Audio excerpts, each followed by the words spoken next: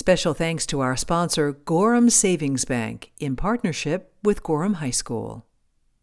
Being a student at Gorham High School and Westbrook Regional Vocational Center has really inspired me to become a nurse. I've had great teachers and great classes, and I'm really just excited for what's to come next. I love the people, I've loved my teachers, I love the extracurriculars. So in freshman year we did like a big research project called the iSearch project, but really that kind of was the catalyst. I was like, I have to do something with space. And I feel like a big thing about GHS is that they really focus on creating an environment where not only studying but also reaching those goals is super important. What I love about Gorham High School are the teachers because they really do care. At Gorham Savings Bank, we believe by amplifying these collective voices, we can effect positive change, one person, one family, one community at a time. We are thankful for the opportunity to support this episode and the amazing work of the high school students who have contributed to it.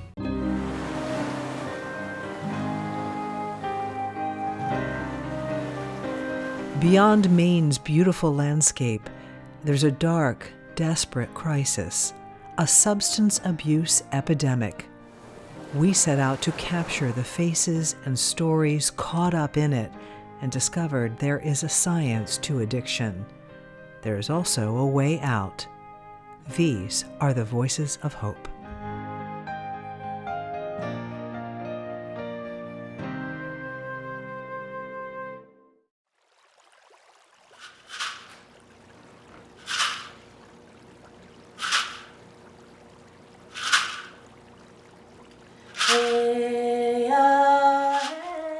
Connection to our culture, our connection to who we are as Wabanaki people or Indigenous people from wherever people may come from that seek our care. And we believe that connection and that connection to ceremony, language, our values of love first, no matter what, heals everybody, heals anybody. Where we sit today is our Center for Wabanaki Healing and Recovery, the first center here in Maine that is for Indigenous people that are ready to heal, are ready to recover. I'm Lisa Sakabason. I'm a Passamaquoddy citizen from Madot-Maguk, and I am co-CEO of Wabanaki Public Health and Wellness. We work very closely with the Micmac, Maliseet, Penobscot, and Passamaquoddy. What we know is that we have a public health crisis when it comes to services for people in recovery, particularly detox services. And so what we know is that if we have an empty bed, if we have 3 empty beds or 6, we will be open to anybody who needs them. We need a system where we're all talking to each other and we're all collaborating, making sure that if there is somebody in need of services, and if it's our services that are available, we would absolutely welcome non-Indigenous people into those services. And when those calls come, what we know is we have to be responsive. We have to be there for our community members, for our Indigenous people. And so when there is not that safe place for them to go to detox, that is probably one of our hardest days.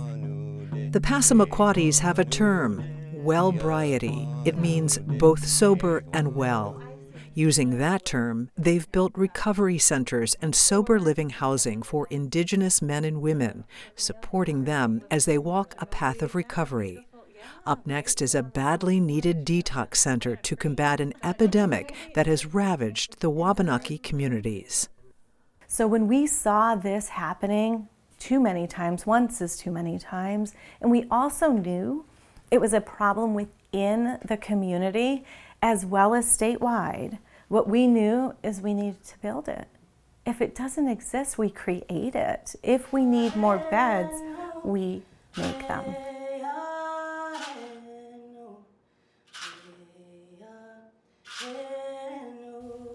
It's really difficult to quantify the impact of what harm opiates have caused. We've lost a generation with impacts on our next generation, with then impacts on that generation. How far does that go? Indigenous people, we think of 7 generations, right? beyond ours. It makes us more responsible when we make decisions. So when we think about our responsibility to 7 generations beyond ours, wow, you have to think about the impacts of opiates. Indigenous people still are 2 times more likely to have an overdose than the average white Mainer. So we know that from national data sets that we are more than 2 times likely to be impacted that way. It's really hard to quantify impact. We've lost so many of our young people.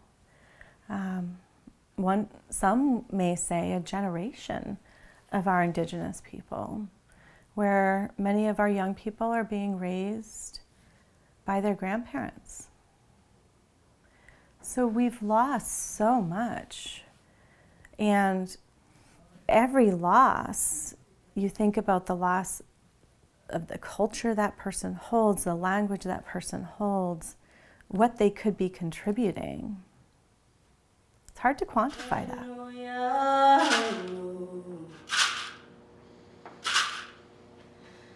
Is wherever you are in your journey, we have a place for you.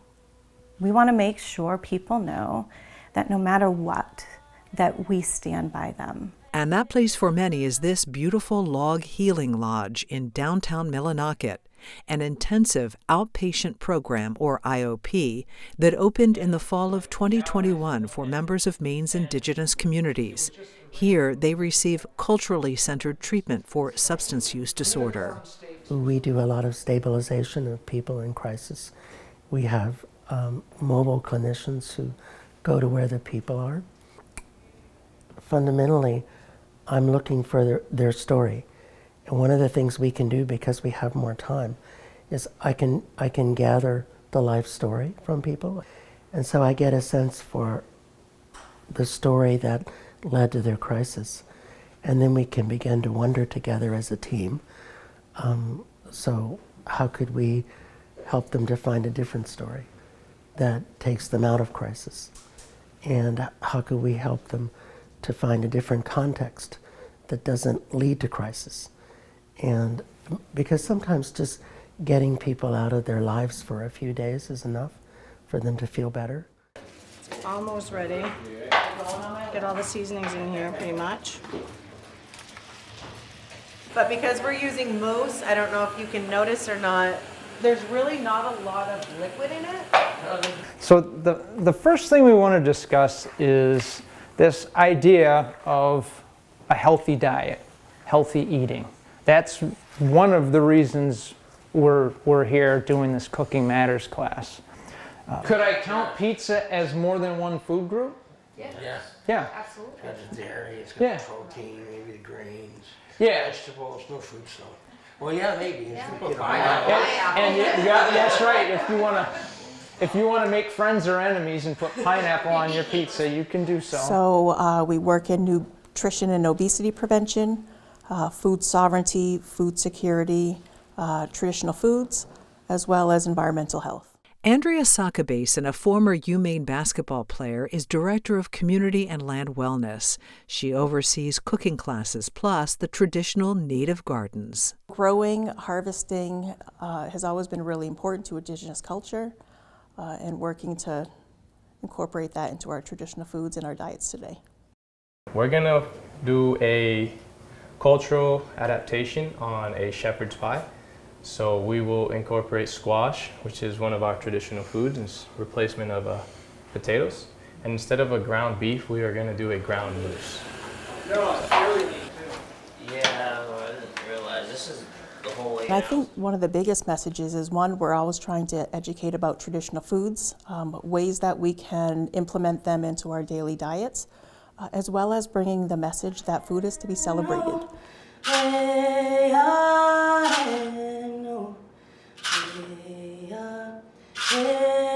So as part of this project, we have teaching gardens, and it's not just for youth, it's for everybody. So really reconnecting to the earth, learning about some of the traditional foods, learning how to grow them.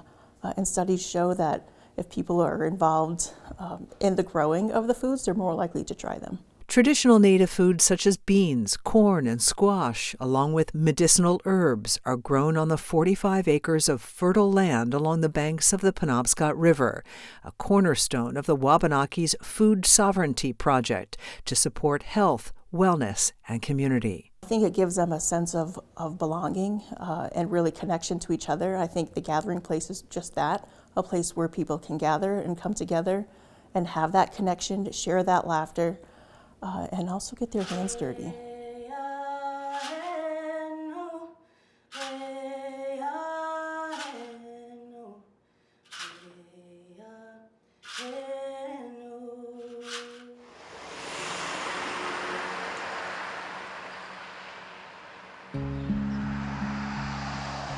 I live in the community. It's very small, so I see, and it's very hard for me. I know who's struggling. You can see it.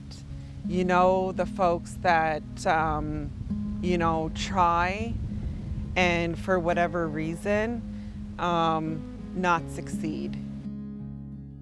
You see everything. We are not exempt from fentanyl, from heroin, all of those substances, needles, we're not exempt from that. It's very heartbreaking. And I see the ripple effect it has on the children, on the family, and then on the community as a whole.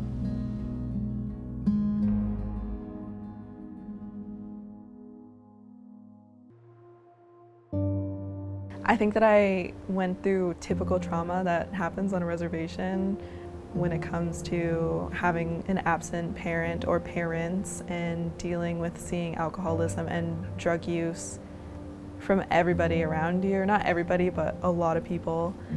And just like personally, I had a sexual assault when I was a kid, and so that was like really hard.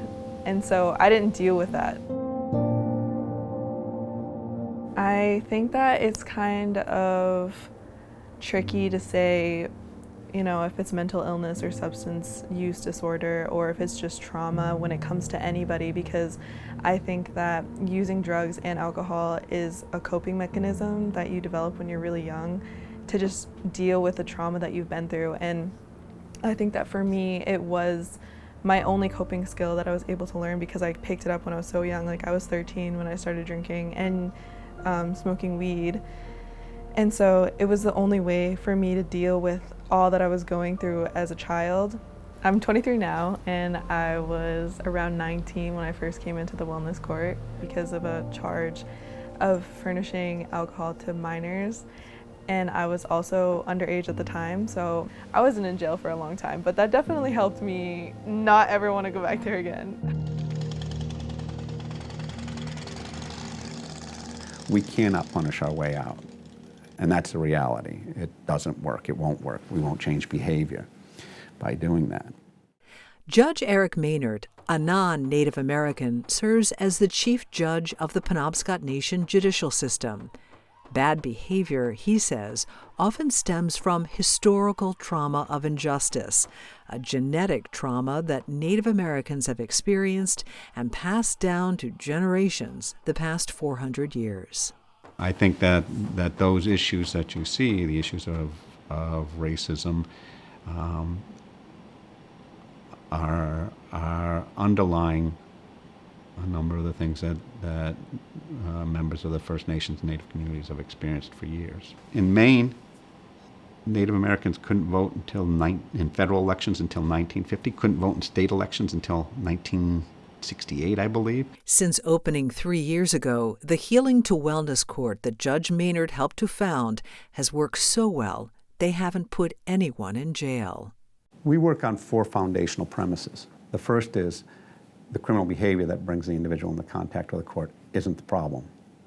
Our second foundational premise is you never change behavior with negative reinforcement, only with positive reinforcement. The third is it's commitment, not compliance. We can't compel somebody to get well. They have to be committed to making the change in their life. And the fourth is alienation drives addiction.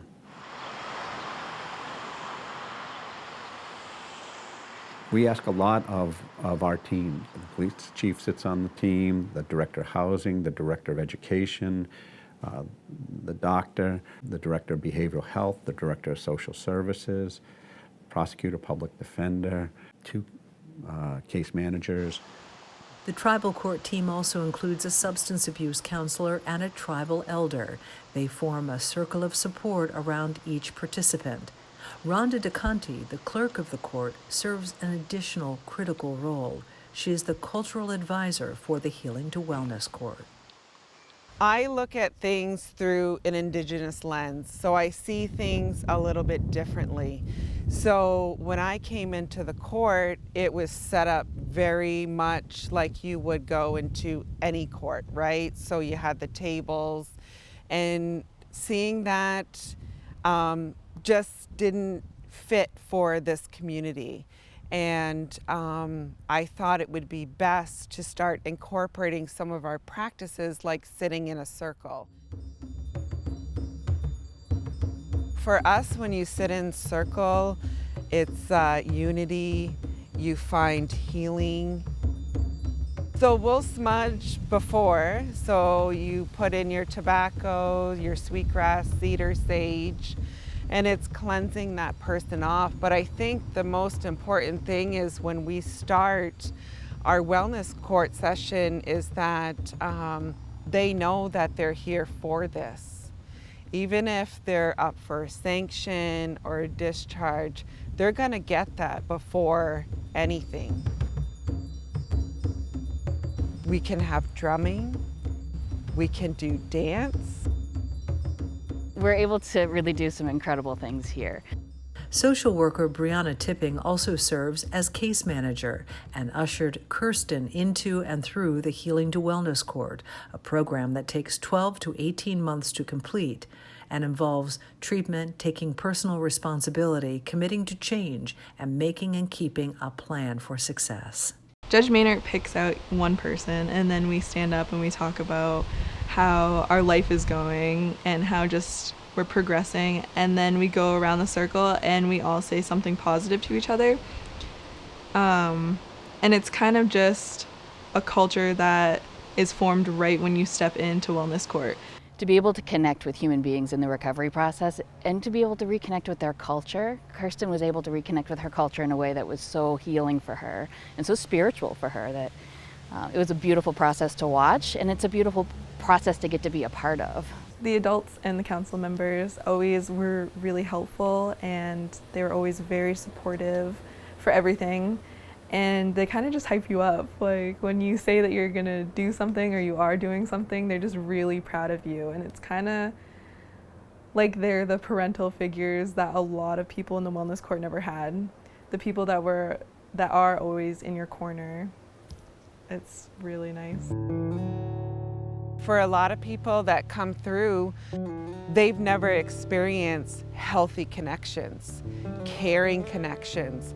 And when you have a group of people saying, you can do it, you have what it takes to go back to school, to, get that job or what have you, to see that pride, that confidence build up, and when they first come in, that's not how they look. There's a lot of shame, there's a lot of guilt, there's a lot of, I know that I'm not welcomed in my community because of this. Everybody is welcomed here.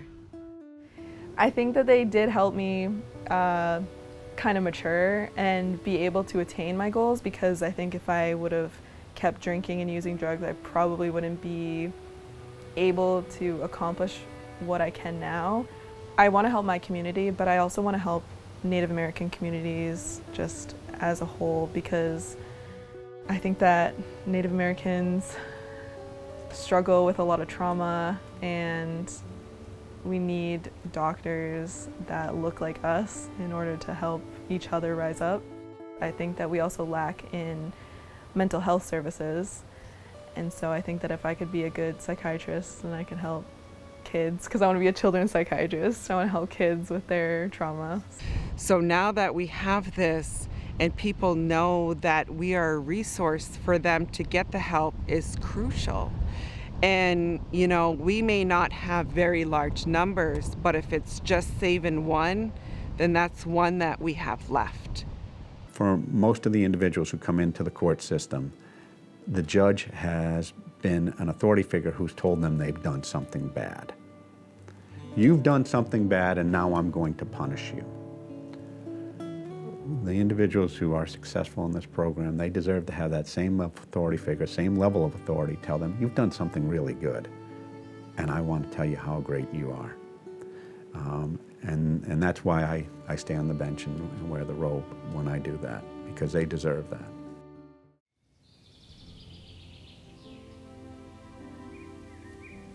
My father was in prison when I was born.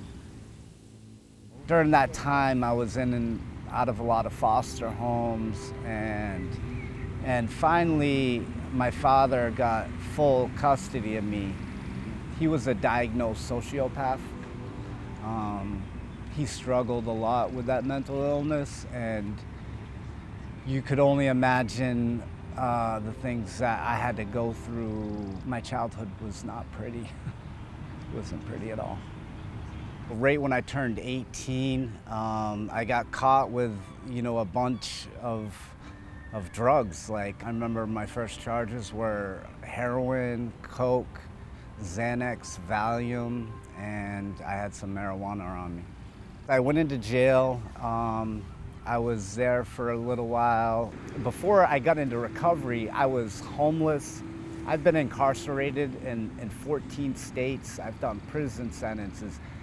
Like, my life was never good. From the time I was born until I got into recovery, I never experienced what a good life meant, I just thought this is the way life is. I remember walking into my cell, and it wasn't even a decision, but I just kind of dropped to my knees and I started crying my eyes out. It was like my moment of surrender.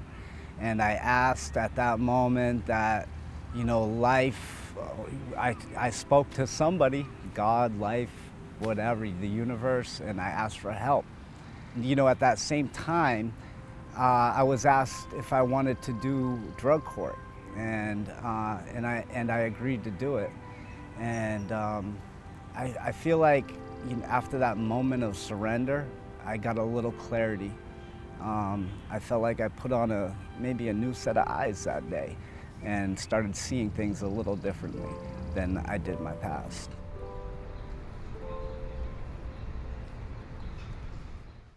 In the state of Maine, we have diversionary treatment courts, which specialize for people who are high risk, high needs, meaning that they are high risk to fatal overdoses and high needs for treatment services.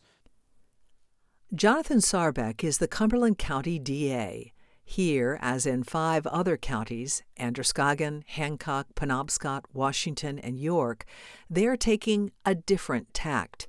Instead of long prison or jail sentences, an 18-month treatment and rehabilitation program.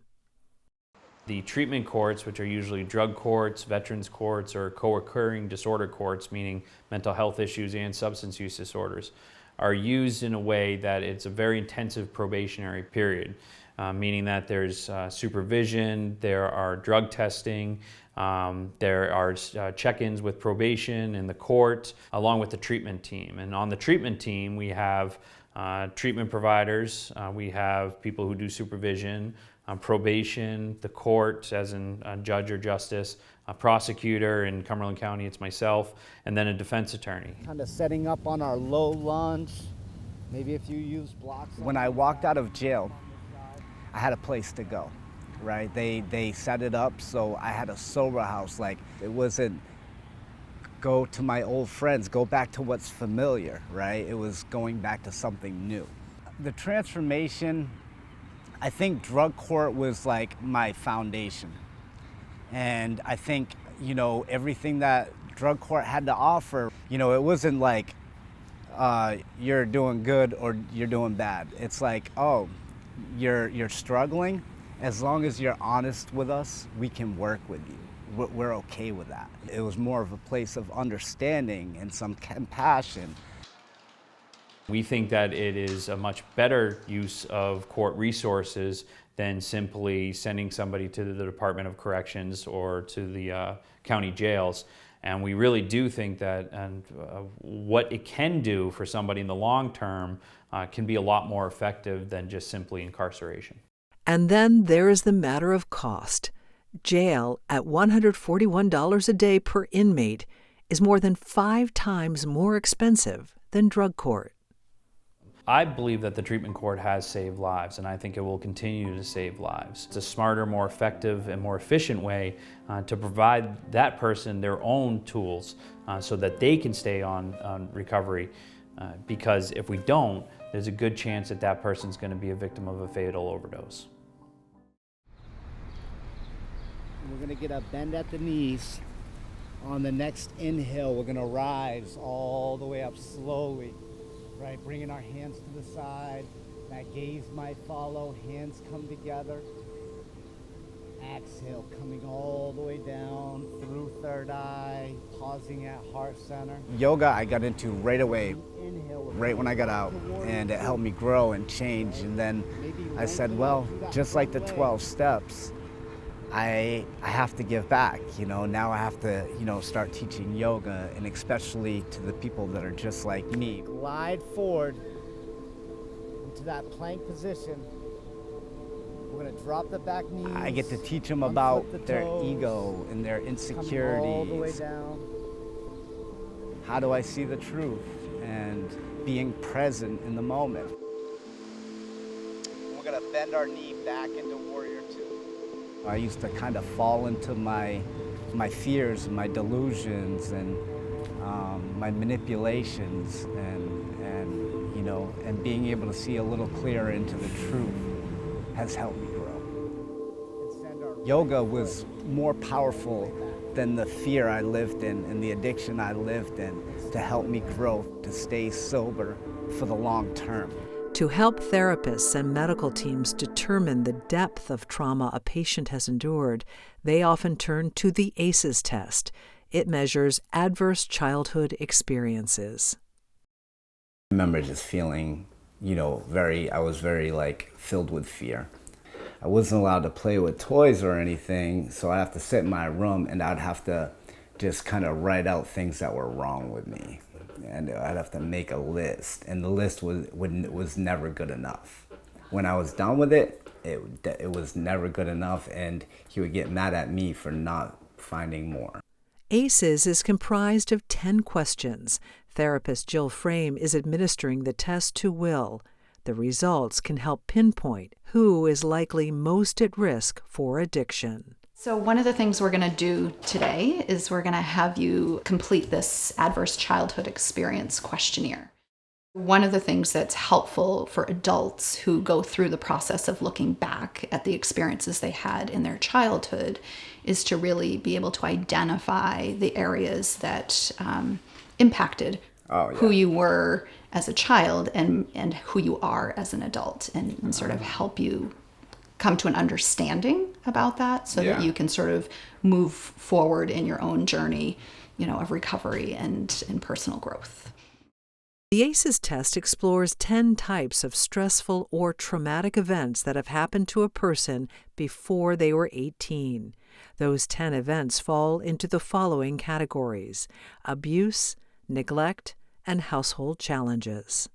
So when we talk about abuse in respect to the adverse childhood experiences, we think about physical abuse, we think about emotional abuse, and we think about sexual abuse.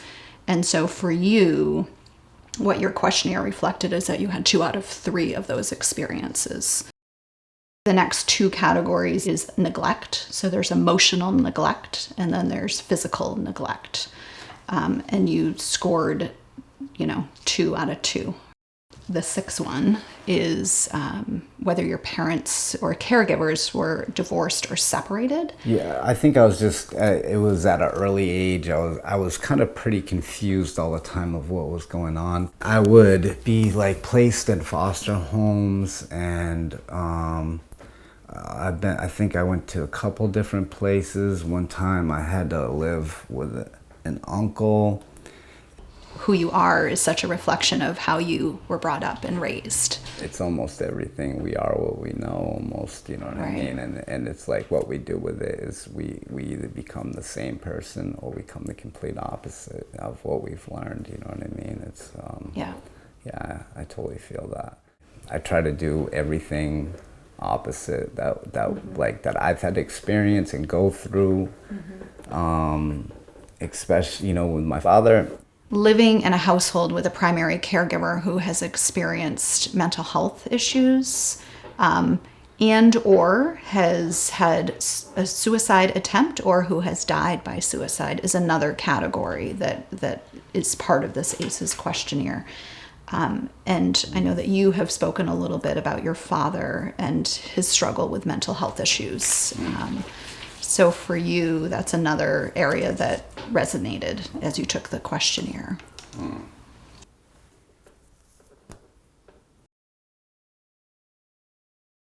So you got a 9, almost a perfect score, which in the ACEs questionnaire is not really the goal, right? I mean, that's not what you would want for yourself or for your own children or for the people around you, for sure. I'm curious for you, kind of thinking about the different categories and going through this process. What was it like to know that you experienced a 9 out of 10 when really 4 is the benchmark? It doesn't really take me by surprise because I'm going to be honest, like going through what I had to go through, really 9s out of 10s don't mean anything to me. And it turns out Will isn't alone. 1 in every 5 Maine high school students have experienced 4 or more adverse childhood experiences.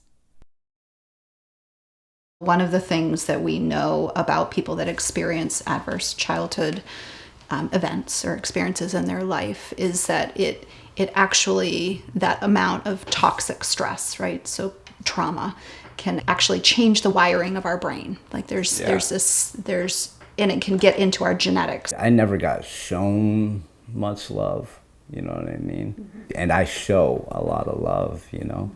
There's a lot of I love yous, there's hugs, there's stuff like that. I didn't have that experience. I didn't know what that really was. It does feel like I'm breaking a pattern of generational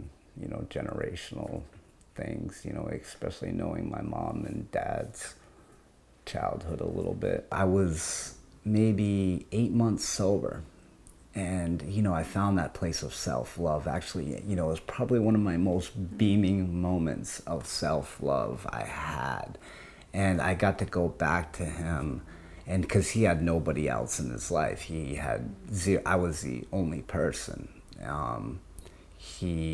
that would kind of be there for him, you know.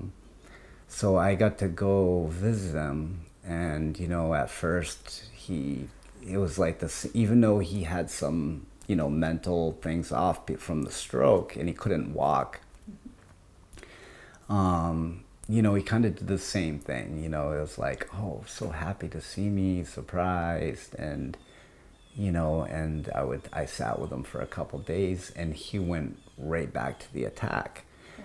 And he couldn't get into my bubble because I knew. It was like I was almost like smiling inside my head, be like, yep, that's him, and it had nothing to do with me at all. It's just his sickness, and it was a super powerful moment. Shortly after he passed away, I had a huge spiritual experience around it. You know, it was right there, the 12 steps. I just read the 4 agreements, and and he just passed away. It was all at the same time, and I had some experience that would be hard to explain through words and the word truth just kept going through my head, you know. Find the truth, always see the truth, you know. And it was that was probably the best moment of my life, yeah.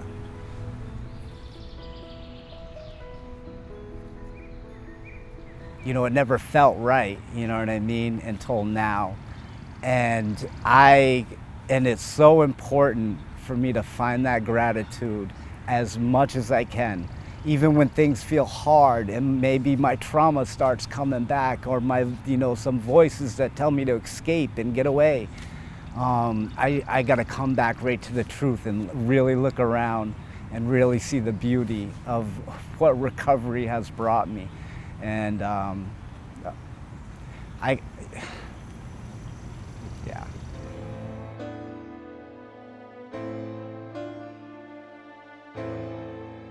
People often use over and over again because of guilt, because of things that haunt them.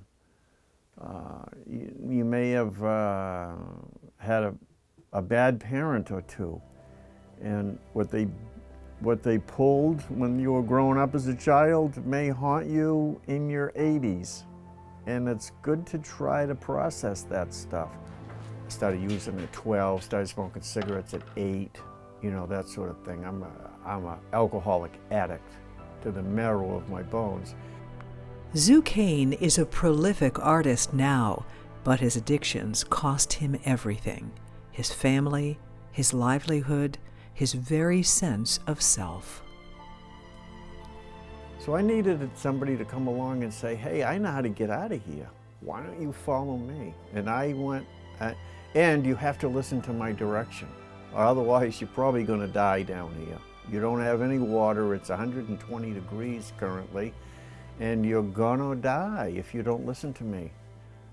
So I never veered off the path. I did exactly what I heard. Zu says meetings and his art saved him.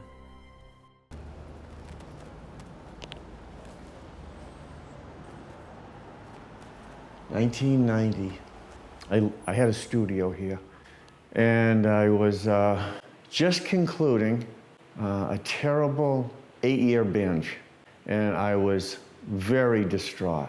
I was unhappy with my relationship with my children because I was unable to be a good father. May 22nd, I was all about suicide, all about getting a gun down at Weiss Pawn Shop, coming back into this room, 303, and shooting myself, thinking I would be doing myself, the world, a great favor. I felt hopeless. A few days later, on a Tuesday, I found a 12-step meeting, and it was the very best thing that ever happened to me in my life. I'll always cherish this spot. My very existence started right here.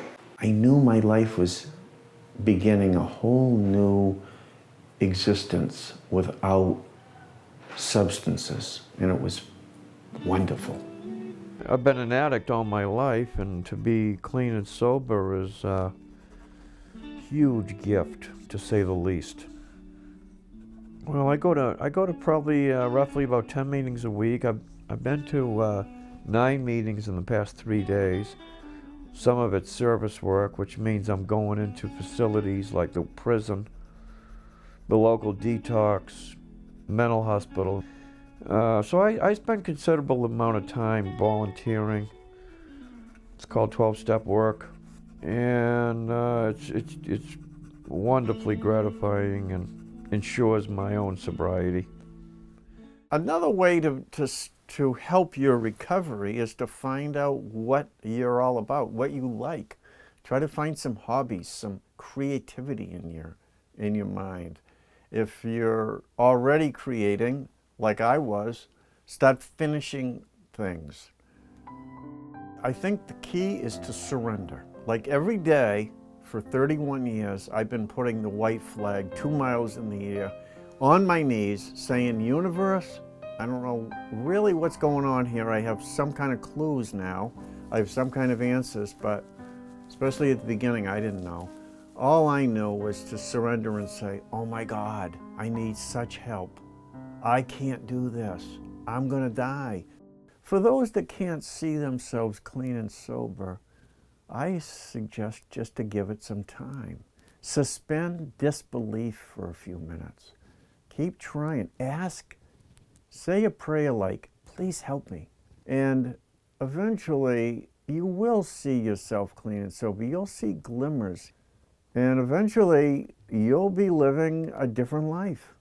It will not be revolved around some crazy substance that's actually killing you.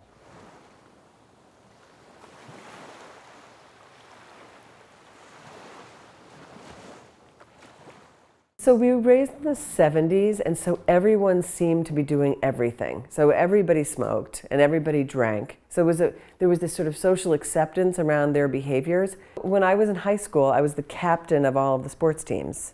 All those things that would look externally like a success, still there was just this emptiness. And it's the big emptiness. And in programs of recovery, it will be referred to as the God-sized hole. Only a spiritual awakening can fill that. It's a common thread with all people with substance problems. And I believe that it was my palliative way of addressing my own feeling like a cat in a bag. I could never get enough of anything. I could never get out. I could never get enough. And it's an insatiable thing that you're always trying to fill. Hi guys, good morning. For anybody, is it your very first day at MaineWorks? Hands up. In 2011, Margot Walsh launched the innovative MaineWorks, an employment company for people coming out of prison and recovery. Every day is a new day, and I look forward to it because it kind of sets the tone for the day. So this morning, we had a pretty good turnout for a Monday morning, midwinter. I was working as a volunteer at the Cumberland County Jail, and I recognized how underemployed these guys who had already qualified for a work program were just going across the street to flip burgers and then coming home. And I thought there's way more that they could be doing. I didn't know where to go. I mean, every time I went in and every time I got back out, it was right back to trafficking. They gave me kind of a sense of purpose. And I've done everything from riding on the back of a trash truck for the city of Portland to building houses up in Yarmouth or working on large industrial sites. So MaineWorks has got us in all these different places, learning new things, learning things that we might want to do. And when we need stuff, they're there for us. I definitely didn't have a resume. For 10 years I was on and off in jail. The federal prison bid I was in for a year and a half straight, which was just long enough to lose my kids. I was very interested in getting into construction, but it was really hard as a female, and especially an addict and someone who had a history, a criminal history. I started just shoveling and swinging a hammer, doing grunt work for months on end. I was the gopher, the person to run to and get everything, and now I'm in charge of delegating what everyone else does, so it's pretty cool. Has this saved your life? Yes, absolutely. What Margot does with MaineWorks and the Maine Recovery Fund is instrumental with making sure that people stay on the right path and out of the criminal justice system. We are providing things like access to just navigating their way to healthcare, navigating their way to reunification with their family, getting their license back, getting into a sober house, all of those things. We provide them with outerwear, underwear, boots, coats, and then the more important things are things that interfere with their wellness, including eye care, dental care. I needed contact lenses, you know, and the Maine Recovery Fund, it was willing to come through with that and help me out, because on job sites, there's sometimes when job sites need you to wear a specific type of safety glass. They'll give you help in ways that you can't even imagine. We have a lot of people who come through the door who don't end up staying, but they've had a really good experience. They've had a dignified experience of what it feels like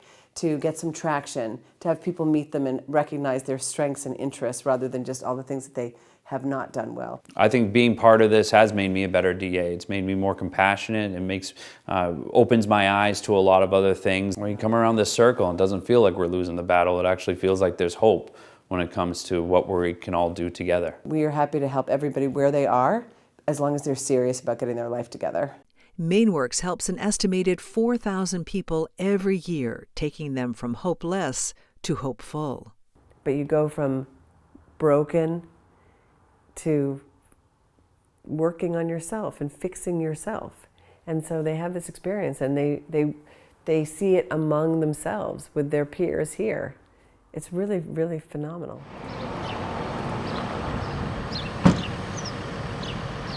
So when I got out of the military, I found myself living in poverty, found myself living here in the streets of Lewiston and just hustling to eat, hustling to pay rent, hustling to, you know, to live. And part of that was also, you know, using drugs, because my life was, you know, in shambles, and you know, nothing really was happy about it. I wasn't succeeding as, you know, I planned when I left home, and so I was turning to drugs to, you know, fill that empty space that I couldn't fill with anything else. Since marijuana was, you know, my like social thing, I would smoke that with folks, and it just led to other things. And before I knew it, I was doing cocaine, and I was doing and cooking it up, and smoking crack cocaine, and it was bad. And I went to a party one night and got into a fight with a guy, and it led to him dying. And I found myself in the criminal justice system for 20-something, you know, sentenced to 30 years in prison, and deemed unrehabilitatable by those that were judging me. Joseph Jackson landed in prison, labeled unrehabilitatable. That term probably stuck with me and still sticks with me more than any other term has ever stuck with me. And maybe part of me was angry in the beginning, but I don't know. I think I was in despair. I think at the time I was thinking suicide. I was thinking I couldn't see a gate. I couldn't see a door. The despair and the stress that I was in, you know, you couldn't show the pain in your face inside a facility, inside a prison. You couldn't show weakness. So definitely didn't do that, but getting to prison was like another world. It was, you know, things that you think are common sense or rational type of thinking and behavior didn't exist there. It was like a bizarro world where your world is turned upside down. He turned that despair into action, helping illiterate prisoners read and learn. And then he had an epiphany. One of the first things I did was I started working with the NAACP, and they had a fledgling group there, and you know, we were, you know, experiencing a lot of different, you know, forms of racism being directed toward the minorities that were present in that facility. And just that little bit of work got me in touch with, you know, just to see how, you know, impactful it could be. That led to me working with, you know, people that were illiterate, a huge portion of folks that find themselves incarcerated or undereducated. And some can't even read. But I had gained the respect of those people in power. They knew that I was genuine, I was the real deal. Because my only desire is to help. I realized, I'm like, if I'm gonna really impact this system, I have to go to the entry point. What's the entry point? The juvenile system. Fast forward, Joseph Jackson is now Executive Director of the Maine Prisoner Advocacy Coalition. He also works with Maine Youth Justice and helps to run two powerful programs, Maine Inside Out and Recovery Out Loud. You that beatbox poet on Instagram. I heard your sister's dead. You missed her funeral. You were on tour instead. Now your mom's got cancer. Your dad's on oxygen. I don't know who you're boxing against. I am not for everyone. It feels so good to not need the approval of other people, you know? I am not for everyone. To not need validation from anybody but yourself. Art is a tool for healing. So when you use art and you begin to tell your story, you put it outside of yourself. Now you can look at it. Now you got a name to what's going on with you. That's one aspect of it. The other aspect of it is activism. We use our art as a way of activism to show people what's happening behind these invisible, you know, these closed doors that no camera gets into to see.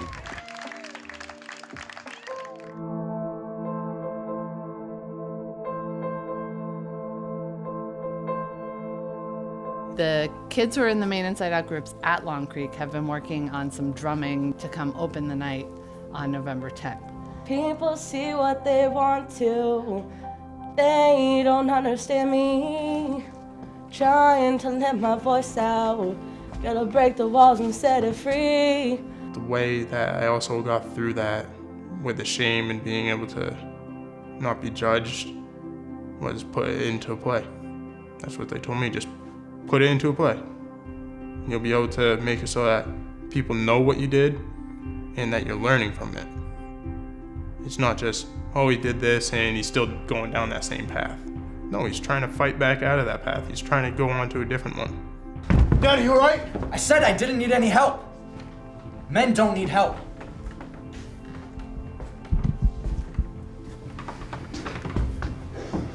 Men don't need help. And I was like inside my box. I wasn't down to do plays. I used to not think acting and plays were cool. No, I got it. Okay, good. Here you go, mama. The streets. Struggle. I'm 19 years old now, and at this point in my life, all I want is to be in contact with him. Where are you, Dad? That scene really meant a lot to me at the time because I didn't have anybody that I could just go to like that.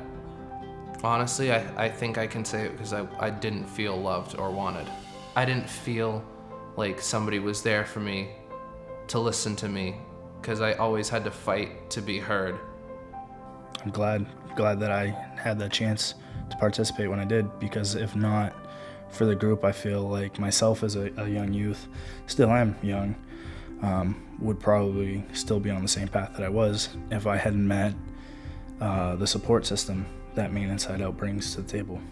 When you're around young people long enough, and if you invest in the time and, you know, and put the relationship as genuine, then you get to witness on some things that just blow you away. No person is indisposable, and if you put the right resources and the right time in anyone, that you'll see their goodness. And somebody had a friend that's starting to experiment with drugs. I will say this here, and you're not using drugs.